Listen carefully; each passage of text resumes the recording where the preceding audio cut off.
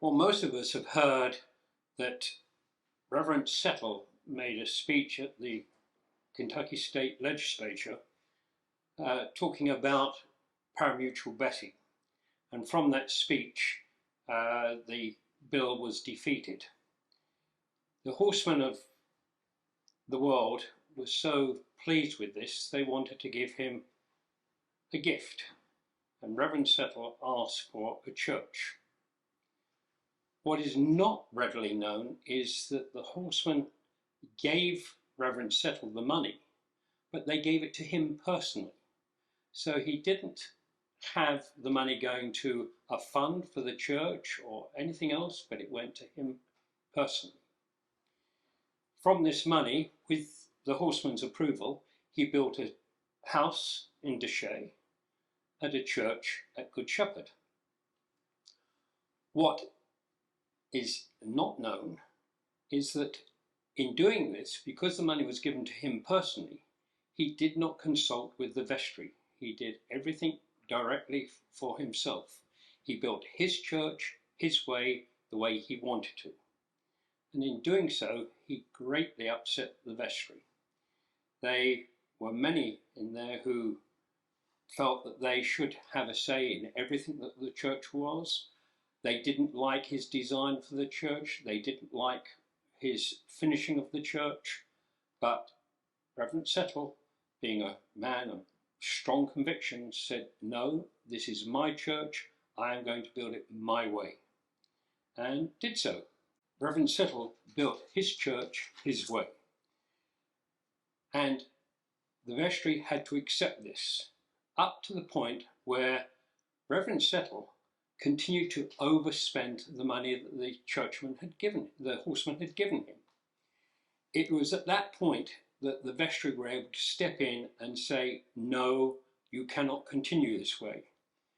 Reverend Settle was quite convinced that he could get more money from the horseman in time, but the vestry did not give him the time. So eventually they had to part ways.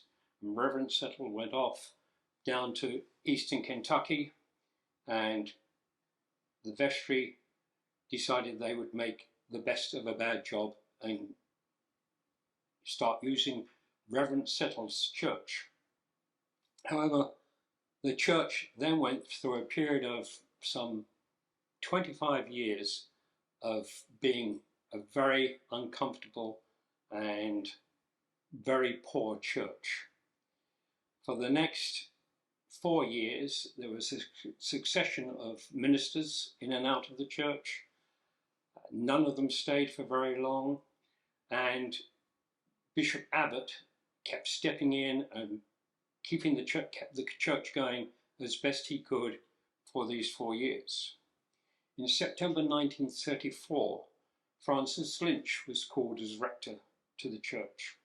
From the church records, there are 2 occasions in the parish register which show a whole page of confirmations of those baptized in the Greek Orthodox Church. These people had no church of their own and used Good Shepherd as their church. But still, once again, from records, we had very few Episcopalians come to the church. And in January 1936, Reverend Lynch gave an open letter of resignation. And I'd like to quote some of the parts of that letter.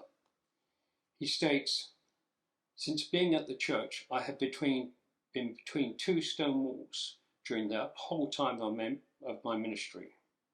1, the indifference of church attendance. Many visitors, but very few regular communicants. After continued efforts for 16 months, I feel I might as well try to move the Rock of Gibraltar.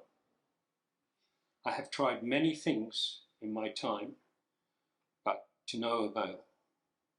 And 2, financially, I have expressed several times to the vestry the unwisdom of continuing as they are, endeavouring to carry a $10,000 parish on a $5,000 budget."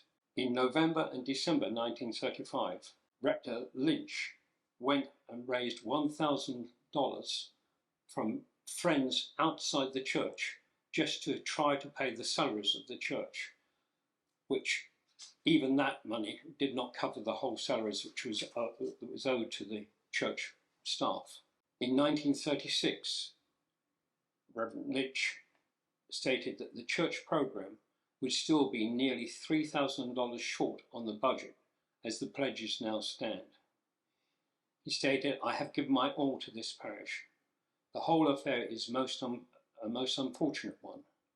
The opportunity awaits Good Shepherd, but the opportunity will never be realised until the whole parish has a change of heart. During my stay, I've heard my predecessors criticised. I wonder at times if the people of Good Shepherd couldn't have been at fault once in a while." With that, Reverend Lynch submitted his resignation and the vestry promptly accepted it. Once again, Bishop Abbott stepped in and continued to carry the church as best he could. In March 1936, a Reverend John William Mulder, a native of Holland, became rector of the church and stayed for nearly 7 years. There is little record of his time at the church, but the same debts and difficulties of paying salaries continued. At one time, he tried to sell the house on Shea Road, which you may recall was built by Reverend Settle. However, it was discovered once again the church was in Settle's name and not in the church's name, so that was not available to them. The minister's salary was barely a living wage, so he became chaplain to the narcotic farm to supplement his income. Being wartime, he also became naval chaplain, which meant that from time to time he had to wear his naval uniform at the church. This did not go down at all well with church members or the vestry. He was also a shriner, and on one Christmas, in order to try to build up the church, he decided to wear his shriner's robes for the Christmas service. This was, once again, frowned on deeply by the congregation and by the vestry. It is also worth noting that William Mulder was a good friend of Adolf Rupp and had assisted in many programs for raising money for the college programs. There is a letter from Coach Rupp thanking the church for allowing Dr. Mulder to do work for the fundraising, and the program that he oversaw raised $500.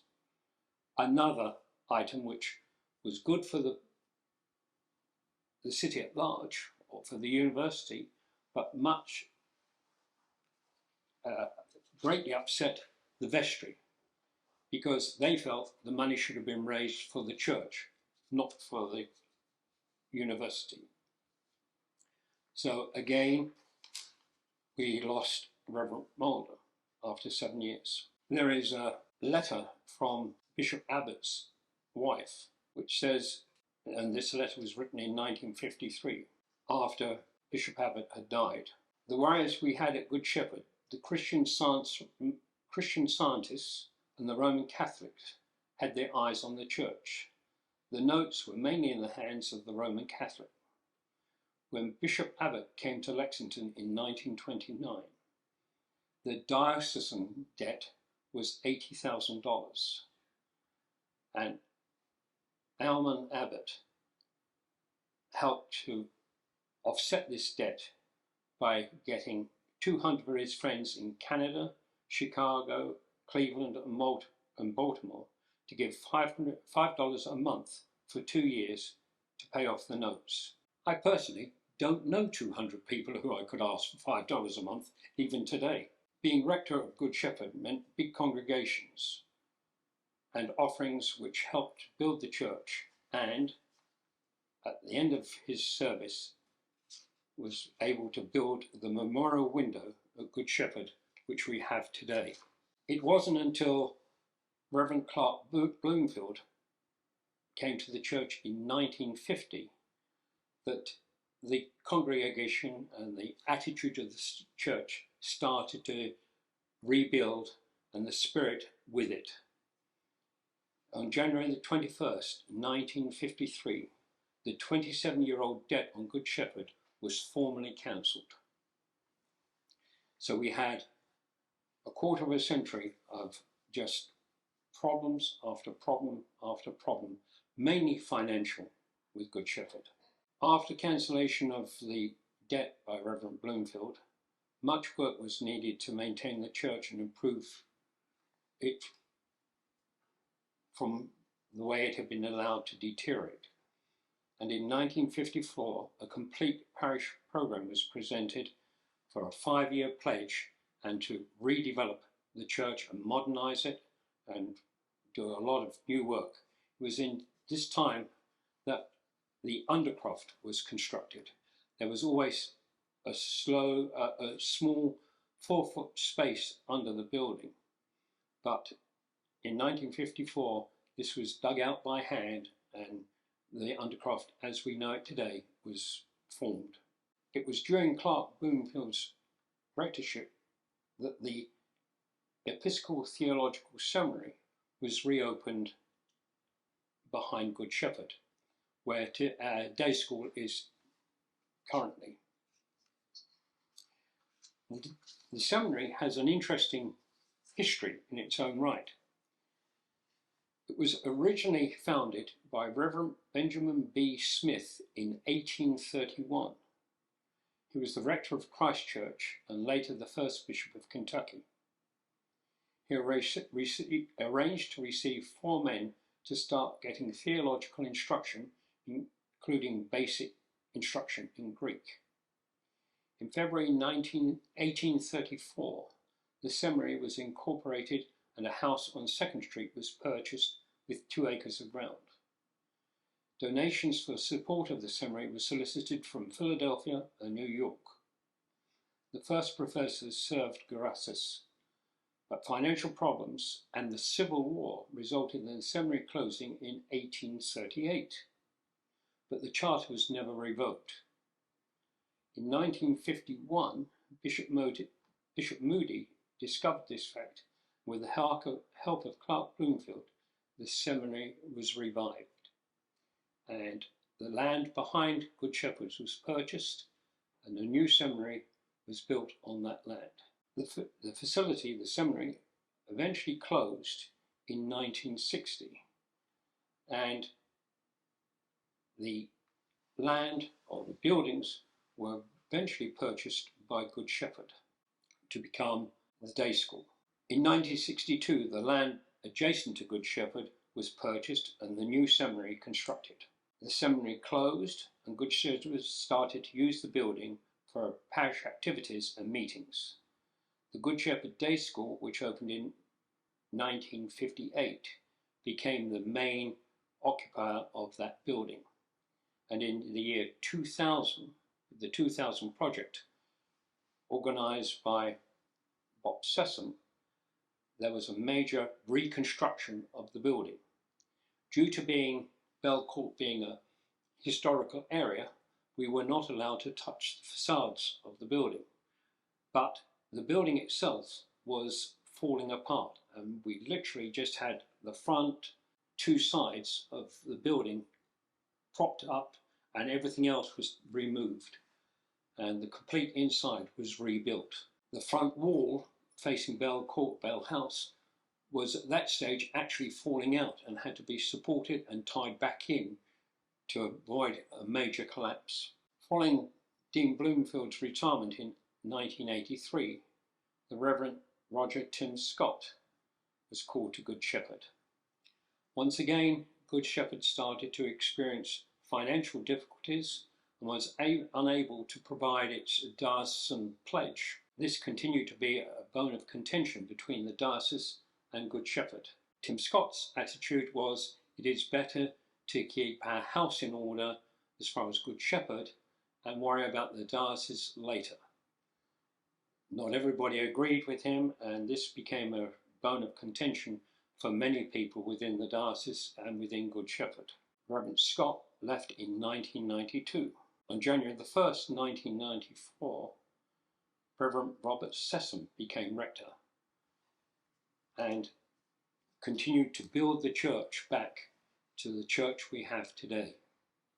It was in his guidance that, as I said, in the year 2000, we've started a major campaign to modify the church, put in a sprinkler system, put in better air conditioning, to build the concourse between the Bloomfield building and the church, to rebuild the seminary into a day school, and to generally incorporate the two buildings as one. And we are grateful that that program was such a success. It's now propped open. We can't close the door on it. We can't lock it because we've lost the combination. But we used to be able to close it, so at least it acted as a fireproof cabinet. Now the door doesn't even close properly because we've put too many documents in there. So, if we had a fire, we have a sprinkler system, so hopefully it wouldn't be a bad one. We don't have any secure fireproof areas to store anything. We still don't keep records of when we add furnishings to the church, when we receive things, unless somebody makes a note in the parish register, which people try to do. We are very, very bad, like most people, we are very bad at keeping records. Seems like we could ask the vestry to have a designated person to have that as their... I'm not sure I understand the question at the present time. Well, I think I understand it. You've given us some wonderful information over the last two sessions, and I'm curious if you see any patterns or have any insights that you appreciate better because you've read the history and you know some things about the history of the church. I think the simple answer to that is I appreciate the church much more than I would have done otherwise. Okay. I feel very much that Good Shepherd is my home, and no matter what happens, what rector we have, what bishop we have, nobody's going to drive me from Good Shepherd. There have been many times when my wife and I have talked about leaving, but our attitude has been, no, Good Shepherd's our home, we are not going to leave. We'll be there after they leave, and that's been true in every case. But it's interesting reading the documents, going through the documents, how this has not been the case for most people. Most people something has upset them within the church, maybe something comparatively small, and then they have decided that they will leave Good Shepherd rather than stay in Good Shepherd and try to change the church from within. And there have been some well-known names, historical well-known names within Good Shepherd who have been vestry members or otherwise, who have had more than their fair share of pressure on the way Good Shepherd would be, my opinion. And they have moulded Good Shepherd at times far from what we see today. It's remarkable how at times the vestry have been so powerful that they have changed the way Good Shepherd acts as a church, as opposed to the way the rector wanted the church to be, or the priest in charge, or the priest at the time. It is quite remarkable. I am used to, or was used to, vestries being very powerful in England. Vestries tend to run the church rather than the priest or the vicar. But in America, I wasn't used to the vestries being the dominant factor. But going through the history of the church, you can see there are times when the one person maybe in the vestry has been so dominant that they have controlled everything.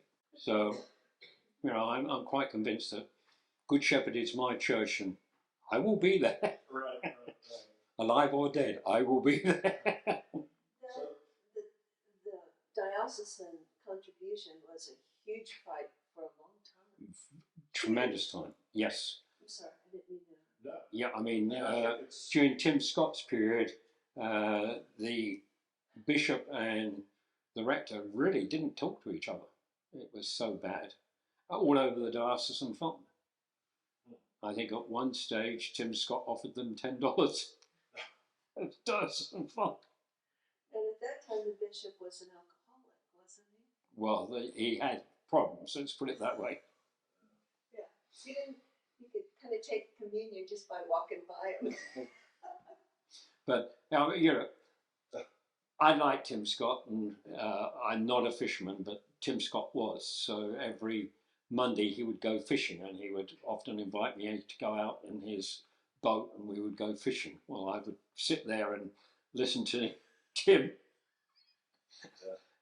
vent his feelings at times on whatever happened at the service or what's happening in the diocese, and but it was an interesting insight into the relationship between a rector and a bishop. And if personalities clash, then it doesn't seem to matter what else is going to happen. Do with whatever I could. Judy did her own particular thing, one of which was to go church shopping. The first week we were there, she went to Christchurch. Didn't particularly like the closed pews of Christchurch, or the attitude of the people to the closed pews. The second week, she decided that she would walk up the road to Good Shepherd. She hadn't got to the entranceway when she ran into Anne and Ken Miller. Oh. And Anne Miller turned around to her and said, welcome, are you going to Good Shepherd? So she said, yes, I am. She said, well, I'm Anne Miller, this is my husband, Ken.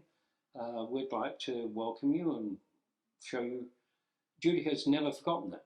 Anne Miller doesn't remember it. But Judy came back and said, I think we found our home. Wow. Yeah. And that's where we've been ever since. So it's, you know, just a simple little thing like that. She felt welcome from the minute she hadn't even stepped into the building. She felt welcome there. And you all raised your sons there as well? And there's a video, if you go back through the historic, there's a video of where Fraser is being interviewed. And he points out that we have always been in one row because there's a column there and the children couldn't escape. So that's why that was our row, our pew, because Mum knew that the kids couldn't escape. She had them trapped.